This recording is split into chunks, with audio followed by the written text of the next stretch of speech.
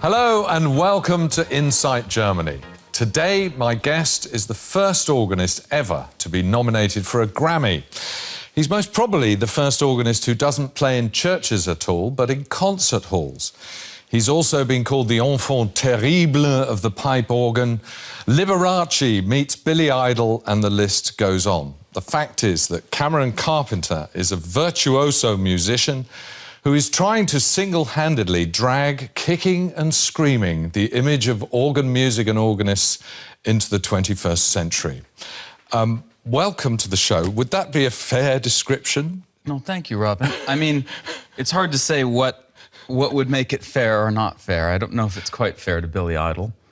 I suppose we've slipped into a situation in the late 20th century, which remains, that we have to describe any artist, compare them to others. Not your fault, by the way. It just happens to all of us. But I've always felt that somehow the description, whether you relate it to me to Billy Idol or David Bowie or Liberace or all of those things, one is trying to describe something that in known terms, but it's hard to do because the organ in the modern era is an unknown thing. It's been with us for hundreds of years, but it's so old that to make it new again, we are almost without context. And I think that's where all those, to me, rather strange but essentially flattering descriptions come from. Oh, so you don't mind them? I mean, at least you're getting attention. And I mean, actually, it was more the kicking and screaming, bringing the organ into the 21st century that I was interested in. Well, I think, the funny thing about the organ is that it is always described as having a soul or all of these, human characteristics, when, of course, an organ, like a race car, or like any great machine that's finely tuned, is, of course, a soulless entity. It is a machine that takes its soul from its operator or its player. So I'm very particular about that because, for me, the height of the organ, and this is to be found especially in the digital organ, is that most finely tuned machine, which in fact has no innate personality or identity of its own, but which deeply and intensely, truly channels that of the person playing it, the better to serve music or whatever the machine was designed to do. So by definition, the organ itself can't kick or scream. Organists, on the other hand, are more than happy to do their share of screaming. I've yet to actually be kicked, but it has come close. Yeah. I mean, it's such a versatile instrument, but its image is is sort of, I'm trying to think of the words, its image is terrible, if you like. It's a disaster, yeah. Yeah. Well, I mean... And are you changing it? Is that your goal? Well, I would not say that it's my goal. My goal, of course, is to have as broadly international and musically diverse a life as I can with my instrument. And that's probably a goal that is totally classical in the sense that almost every musician, I think, wants basically that. We all, as musicians, want to experience the most of music that we can. In the course of growing up to be an organist and discovering as a child, as I did, and as most organists do, this incredible machine, and trying to come to terms with how you relate to it, or don't, perhaps in some cases, we all have to define what it is that we want. And I think when you study music and you spend a life in music, you begin to, as you mature, or at least age, in my case, you begin to... I think mature. I think both are beginning to happen. That you begin to assemble your musical identity and your personality. You begin to pull together the character you want. And for a lot of people who play the organ, I think very genuinely and honestly, that character is best to be found in liturgy and in the music of the church. For me, music is inextricably related to performance. And performance not just in the strict classical sense of interpretation, the Romantic tradition or the classical tradition, but performance also in the 20th and 21st century sense of performance as performance art, performance as influenced by now 50 or more years of rock and roll, performance is influenced by what it takes to become, to be at once conversant with your classical discipline and your practice, but yet be viable as a commercial entity. And then, of course, the ongoing struggle and the continually quickly evolving questions of how what we've come to understand as classical music does or doesn't relate to the larger musico-commercial infrastructure of the world. And in all of those things, the disaster for the organ is the image. What you quickly discover when you scratch the surface of anything relating to the organ is that paradox is almost innate. The great paradox of the organ is that it seems to be this hidebound, earthbound, inflexible instrument, when in reality it is the greatest instrument, not because of its size or grandiosity, certainly not, in my opinion, because of any soli deo gloria, but definitely because of its malleability and its great versatility. Well, we'll find out more about that later on. I want to just show you this picture that you sent us. How did it all start? Someone sent you that on my behalf. This is you I doubt playing... I would send that. Really? Myself. Oh, this is a picture of you actually playing the piano, I think. That's me at the piano. How did it all start then with the organ? Well, my recollection is that there was never a time without the organ and the piano. I dimly remember, I think I was 4. I dimly remember the time that I was learning to grasp the mechanism of the keyboards. But my first really deep and meaningful musical memory, which I've probably over-intellectualized in hindsight, but which I remember shiningly, is the first time I touched the keyboard of the organ at a small church in Meadville, Pennsylvania. And this experience of pushing down a key and remaining with your hand down on the key and the sound continuing. Think for a minute, even the common man's understanding of the piano, we know that when you push the key, when you slam the key, you get a loud sound. And when you touch the key briefly, you get a softer sound. And that's sort of the essence of the playing of the piano. But underneath that lies the reality that when you stop playing, the sound will die away. On the organ, this isn't true. When you hold the key, the sound will continue. And while I couldn't have verbalized it at the time, I'm absolutely convinced that when you hold the key, because the sound continues at the same rate at which it was initiated, you effectively are not controlling just the sound, but our perception of time. And it's that touch of the texture of time that, for me, is the essence of playing the organ, and that was how it began. Wow. Okay. Now, let's hear the man play, first of all, and find out more. We met up with him recently here in Berlin.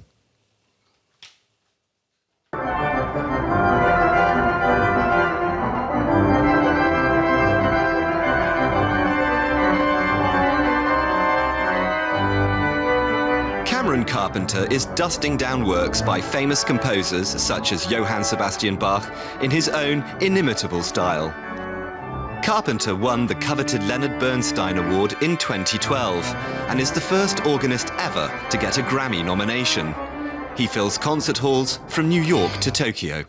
This image of the organ as something which gives us this.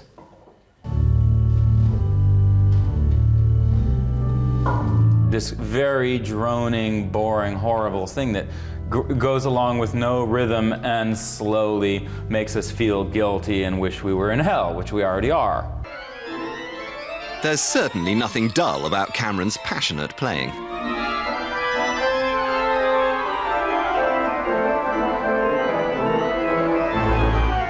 The ultimate difference of what I'm doing, it will sound self-serving, I suppose, but the ultimate difference is me, of course. Because my feeling, my passion, and my experience of the organ has to be reckoned with in terms of the very blood of my life, is something that nobody else can feel. Playing the organ like this is physically demanding. To keep in shape, the Pennsylvania-born, Berlin-based musician goes to the gym every day. But Carpenter is more than just an athletic virtuoso. He pays attention to every detail. He's also making bold fashion statements.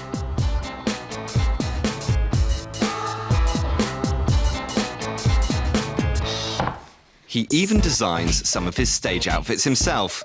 It's not just the music. The look is important too.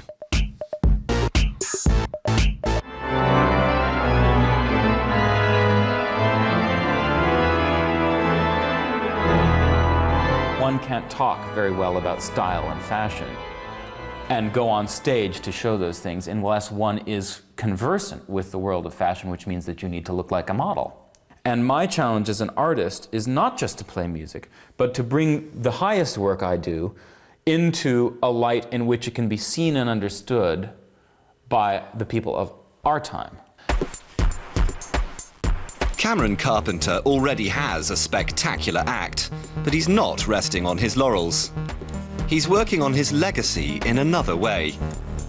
He's designed and patented his vision of the organ of tomorrow, a digital, portable instrument which could become part of music history.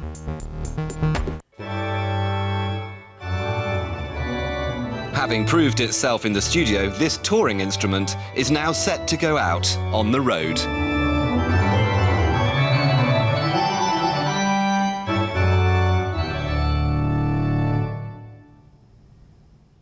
Talking about the organ having proved itself in the studio, you've done the album, but it's not released yet, but we will be giving one away later in the show, although we don't have it physically in our hand. Did I see there in your apartment here in Berlin that you have an organ? That's right. How are the neighbours? They haven't complained yet, but I think it's mostly because they're never there. One of the great things about living in Berlin, which was, for instance, really hard to achieve in New York, is having space, not only for instruments, but space for music making and space where you can establish yourself within a large building where, you know, other people are living, as having the right to make music. Something that's actually taken for granted in Berlin, or seems to be. Whereas in New York, it was always a constant battle with the neighbors, not just for the organ. It turns out to have been the piano that makes the most problem for some reason. Really? Was classical music actually your first connection to Germany? I mean, I think it was. My real taste of what it might be like to live here was quite a surprise to me. I played in 2008. I was invited to play at the Gewandhaus in Leipzig. And it was the middle of the winter, and I came. And something about the trip remains in my mind as just this very peaceful, sort of enlightened experience. Both the incredible audience at the Gewandhaus, as well as, I mean, I guess you wouldn't necessarily say the beauty of Leipzig, but the strength, the stark impression of the, you know, some of the communist architecture and in the snow and everything. It was such a different experience for me.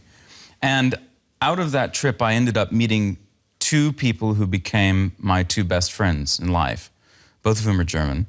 And over the next couple of years, by 2010, I had been back several times and had then visited Berlin on each trip. And every time, it became clearer to me that the things that I were looking for around every street corner in the East Village and in New York City and around all the corners was actually to be found in Berlin. And so I moved.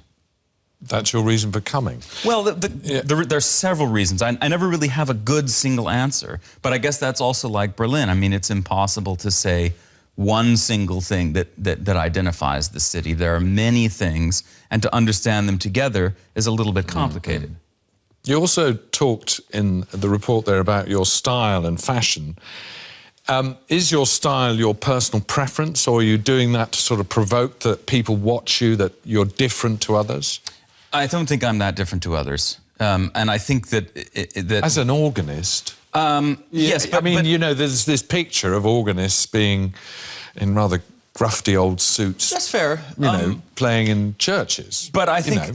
I think engaging any assumption of that is automatically to participate within it, because to most people, I think the only idea they have of an organist, if any, is a remote stereotype. It's easy enough, of course, to say that organists are, you know, typically look a certain way, but anybody with the slightest intellectual inquiry at all will realize that such a stereotype has a certain value, but that when we say that about anyone, we could never really be that correct on a case-by-case basis. I think the image of the organist has more to do with a sort of mental making an image out of what's heard, because the way that we view organists and the stereotypical view of an organist as dusty, to me, has more to do with the way organists typically sound and what their sound might be able to be construed to be or described as, than what the people themselves are actually like. Let me show a picture, though, of his...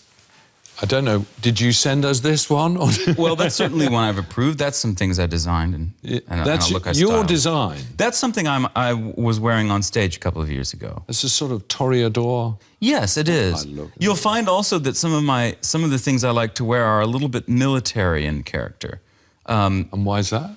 Well, the toreador and the military, this sort of military jacket. I also was doing something with a subtle camouflage.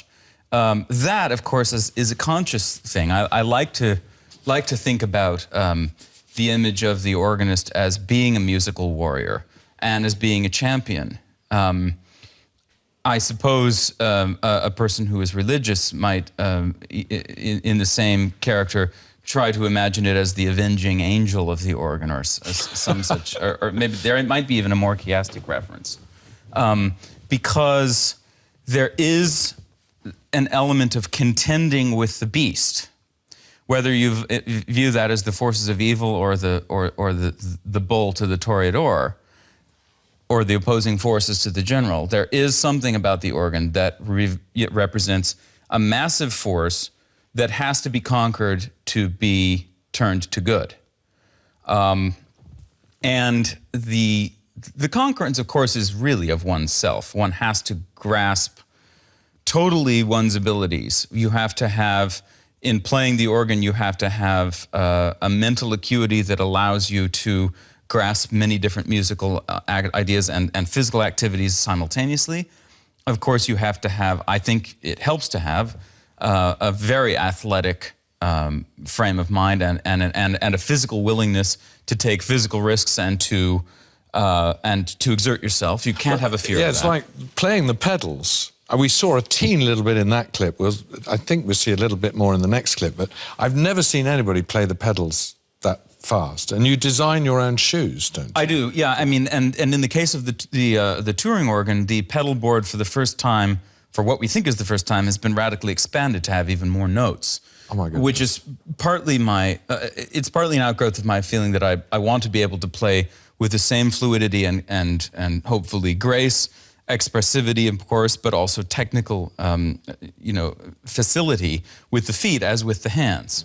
It's probably never truly achievable, but it's the idea of pushing towards that. And just show these shoes aren't for the organ playing, though. Those shoes aren't necessarily for any specific thing. It would be hard to imagine what they are for. This is going back to the style thing. These you designed for. Well, that's Converse, right. Those are shoes I've decorated, and those are made for a couple of certain outfits. And you stumble now, or perhaps hit upon intentionally, an interesting point, which is, or an interesting question, I suppose. What is the role of fashion? What could be the role of style rather than fashion for a person who's, if not embroiled exclusively in an intellectual pursuit, which some would say music is, at least devoted to a life work which would seem to have an abstract nature, which music is. For me, those things are absolutely related. To begin with, music for me is not an intellectual pursuit. I don't consider myself an intellectual at all. Really? Absolutely not. You are. Thank you. I appreciate. I appreciate that. I don't think that I am. I don't think you're right. You intellectualize a lot of things, don't you think? I think I probably pseudo-intellectualize a lot of things. But I don't consider myself an intellectual simply because I don't think that my mind works at its best and does things that are interesting to others in an intellectualizing way. The things that I have to bring to the world that are of the most worth are done from a place which is not really possible to put into words, and which I think derive their most meaningful impact and result from themselves, which is to say, what happens during an improvisation during a concert, or my transcription of a movement from a Tchaikovsky symphony or Bernstein's Candide Overture, or what happens on the Turing organ, for instance, when I play music by Leonard Cohen or Patsy Cline or Gershwin. Or yeah, well, you've talked a couple of times, just showing this picture to go with, please keep talking, but this is now a picture of the Turing organ, which now exists. That's the International Turing Organ, as built by the company Marshall and Ogletree. And this is the fact. I mean, we should explain that, of course, an organist, I think, is the only instrumentalist who cannot play his own instrument. You could say pianists to a certain extent, but well, on the even whole, pianists frequently travel. I think of Christian Zimmerman and some of the others, Horowitz, Eugenia Stoneman, who traveled with their own pianos. But this is the first ever Turing organ. It's not. No? It's not. It's what it is the. I think it's the great triumph of technology over what have been up until this point inarguable realities of the organ. I would. But they're made of these huge pipes. Yeah. Well, I said earlier that the organ is defined by paradox, and there, it is the instrument that that has the greatest musical spectrum. I mean, not to address the sort of woolly, debatable areas of the pseudo-mystic or of personal beliefs, such as what makes music or what makes an organ great or what expression is, but to simply just look at the facts. The instrument as a musical entity has a very three-dimensional space in which it lives. To begin with, it has the widest spectrum of pitch. The instrument can play notes that are lower all the way up to notes that are higher than any other instrument. Yeah. And it has obviously, of course, a parallel composition of the loudest sounds to that of almost inaudibility, and of course the aspect of time that a note held will continue to sound. I think this is a good moment. One organ you play on a reasonably regular basis, I think, is the one in the Berlin Philharmonic Hall. That's right. And not long ago, Cameron had a special day there with some kids and a recent guest on our show, Sarah Willis. And let's have a look at some of the highlights, and you'll see the organ inside of it and everything. Cameron ist ein Superstar, wie man sieht, oder? Ja. Vielen Dank.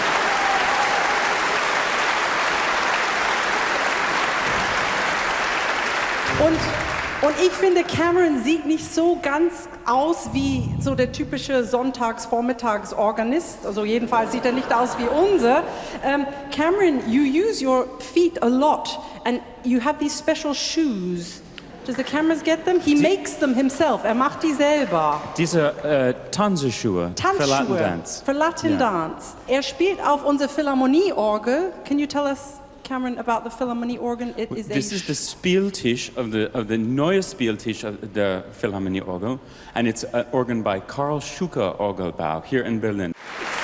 Also, Cameron, hier diese Knöpfe machen ganz verschiedene Töne. They all make. Hier haben wir eine Flöte. Each one is like one instrument, sort of. Also jeden Knopf ist so ein Instrument halt. Also klingt wie ein Instrument. Das ist Flöte, nehme ich an. Wie ist das Horn? What's the horn? Not so nice. Can you tell us a little bit about what goes on up here? Well, no. No. I think you should go up. You think I should You go should up go there? up. Also, Unless you want to play, and I can go up. Oh no, I don't have. My shoes aren't nice enough.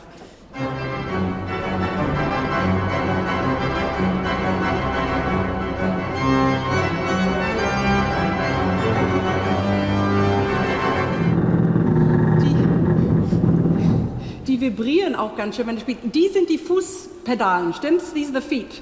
Yeah, the bass pedals, and those are Pfeifen von Holz. And also there's metal pipes, wood pipes, but these are wood. These are wood. Was auch witzig ist, guck mal, ich habe hier Boris hier oben mit mir, mein Kameramann, und der Arme, der muss sich hier ganz schön rumkriechen. Boris, können wir das hier zeigen? Das finde ich spannend. Das ist eine Mottenlampe, sodass die Motten das Holz nicht fressen. Hier sind wir jetzt im Orgelraum. Total spannend. Ich kann euch besser riechen, aber nicht sehen. Jetzt sind wir nicht so weit weg. Wo seid ihr? Ah, okay. Das ist gut. Das ist gut. Cameron, there are all these weird-looking things here. Everything in there looks weird. Let's get in there on the camera. See, it's like on clarinet. For each note, there's this little part inside. And that little thing in there is vibrating. I don't think you're ready for this. Okay, okay. Ready, 3?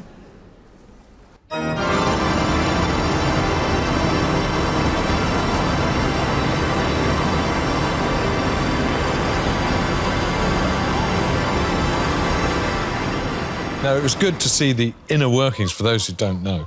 Anyway, my guest, Cameron Carpenter, playing and explaining how the organ works, and deafening Sarah Willis there. If you'd like to win a signed copy of Cameron's upcoming new CD, please write to us at insight@dw.de. You may notice that I'm not showing the CD because it hasn't come out yet. But as we said earlier, you've made the CD, and as soon as it's released, a copy will be on its way to the winner of the draw, and the address will come up again at the end of the show. Were you playing the theme tune of The Simpsons? Yeah, of course. Just what happened to occur to me at the time, probably a flagrant violation of licensing rights. We'll move on. You said recently, and I quote, "I'm convinced that the pipe organ is finished." Now, some people might accuse you of being a heretic. I mean, the sound of a pipe organ, can it really, I mean, your digital Turing organ, can it really reproduce that huge sound? Yeah, of course. And I think it's important to state that what means finished for me might be a starting point for someone else. There's a lot of things about the pipe organ that have been incontrovertible realities up until this point. The first of them, and probably in my feeling the most damning, is the fact that the pipe organ literally isn't going anywhere. Meaning, the greatest organ in the world... But does it have to go anywhere? I mean, it does. It has to. And there are reasons it has to. It has to be a personal, intimate musical machine. And I think it has to become compatible or to participate in what I like to call the musical commercial infrastructure of today. A great deal of the pipe organ's life and many of its most illustrious moments have happened under the hands of people who were primarily not concerned with musical commerce, either because they were in the service of the church, or because they were playing, I think of, for instance, the great French organists Marcel Dupré or Jean Demessieux, playing at a time when the tides of culture were shifting in directions more friendly to an instrument which was accepted to have come from the church and could be heard only in the church than would ever be practical now. I mean, you're obviously changing this, but I mean, for instance, with the organ, even with the Turing organ, aren't you going to have your back to the audience? Oh yeah, of course. I have no problem having my back to the audience. The point of the Turing organ has not been to translate the organ through the digital realm into something which is immediately consumable without work.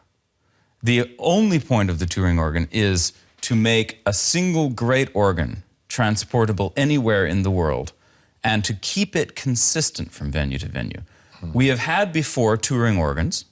The great American organist Virgil Fox had in the 1960s and 70s a Turing organ which used less technology than it is in that tablet. It was a totally analog instrument. And whatever you might feel about analog sound or however that instrument sounded, nobody could deny that that made him the one organist in history to be able to, for instance, play on Johnny Carson, to have a musical partnership with Liberace, to play in Carnegie Hall, and many other things. So even 40 years ago, it was already, there was already proof positive that to be able to participate in modern musical commerce, a musician has to be able to move. Now, what's important and for also me, you have your own instrument. That's exactly what I was coming to. So, I mean, the instrument has traditionally and historically been that least intimate of musical instruments. It is not only physically far away from us as the listener, we as the player are far away from our audience. Well, and you mix with your audience before concerts. I frequently do, Yeah. yes. And do you do that here in Germany? Sure, Yeah. I have done. Yeah.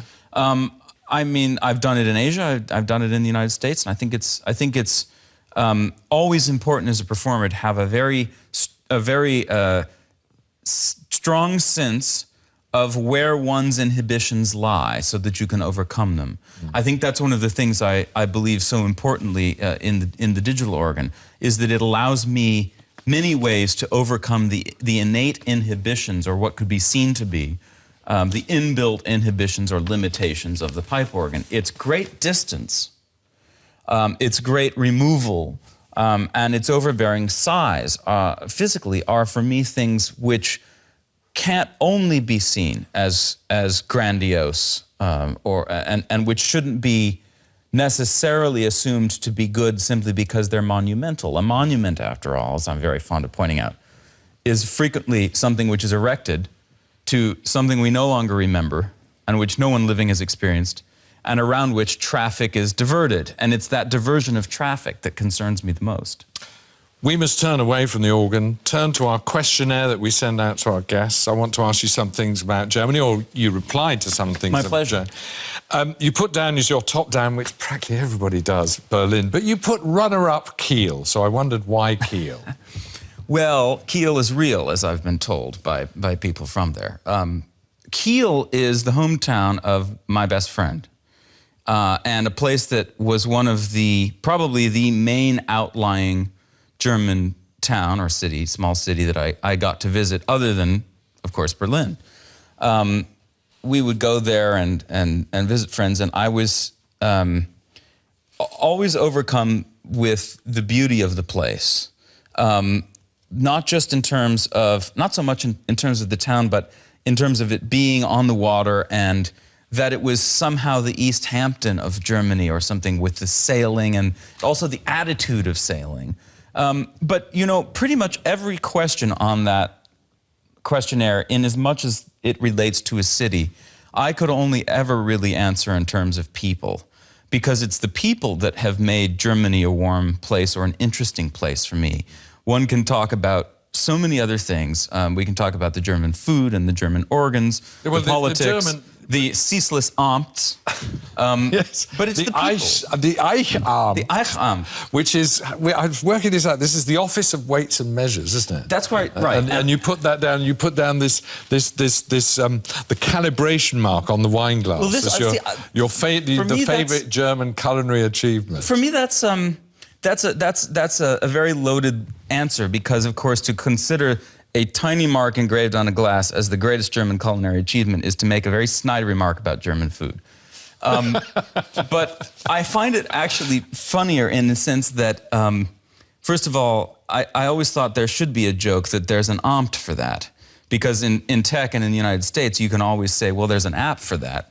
But in Germany, there really is an Amt for that. Almost everything is governed by an Amt. And in this case, I found it very funny because the Office of Weights and Measures, I suppose, could be seen to be making sure not an engraved line to tell you how much you drank, It has nothing about keeping you sober. Rather, it's to make sure you got the alcohol you paid for. Okay. Which I sort of thought makes it an ampt dedicated to making sure you have a good time. Yeah.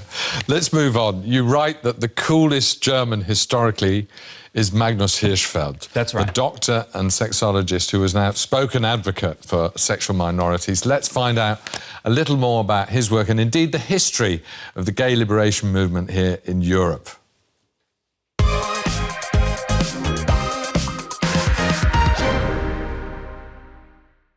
We're talking very early on. You mentioned Meadville, where you grew up, little town in mid-America. I mean, is that another reason that you like Germany? The social freedoms here are different, perhaps? Well, I love the social freedoms in Germany. There's no question about that. It would be very, very wrong of me to imply that I ever experienced any strong discrimination in the United States. My life has been extremely fortunate in that way. I've experienced a little discrimination here or there, but nothing traumatic or painful as many of my friends and lovers have. But why do you think it's a more open society here, perhaps? I do think I do think Germany is, as a society, more open than the United States. The United States is such a paradoxical place and one that's difficult to understand when you're there. It's a little easier to see it from the perspective of now, as I do, living in Europe. I love the United States very much, but it's such a vast place. For one thing, it really is about 5 vaguely unified countries. You have the South, which is certainly its own world. You have New England, of course, which is totally different. There's the great swath of the Midwest. California could be considered to be sort of a nation state in its own, as is New York City, obviously. So you have these places. You have Los Angeles and New York, which are sort of great barges moored to this other nation. And then you have these places where there are localities and views that vary, and rights even, of course, that vary state by state. But people... perhaps it's a cliche, but people would say, but here in Germany, there's so many rules and regulations. Of course, famously, yes. I mean, Germany is a highly regulated society, but it's also a society that has recently experienced grave censorship. I mean, even especially in Berlin, I mean, you can see the resistance to surveillance, the resistance to the recent NSA revelations and problems that is so outspoken in Germany. And one has to look to the immediate history of the Stasi, of course, to see that people are still, you will still meet people on the street who personally experience that. Yeah, and this is the East German secret police, the Stasi. Exactly. And of course, living in my neighborhood, even within the former GDR, you know, that you're never very far from that history. Nor are you, of course, very far from the history of the early and the mid-20th century and the horrible years. So I think that recent experience and also the geographic locality of it is simply so much a part of life here, not just in Berlin but in Germany, that we don't. I mean, I can promise you, there's no remote way to understand it anywhere in the United States in the same fashion. And I think because of that, despite the fact that Germany is a highly regulated socialist society, that in fact one's degree of personal freedom within that regulation is much richer and certainly much more well protected nationally and internationally within Europe.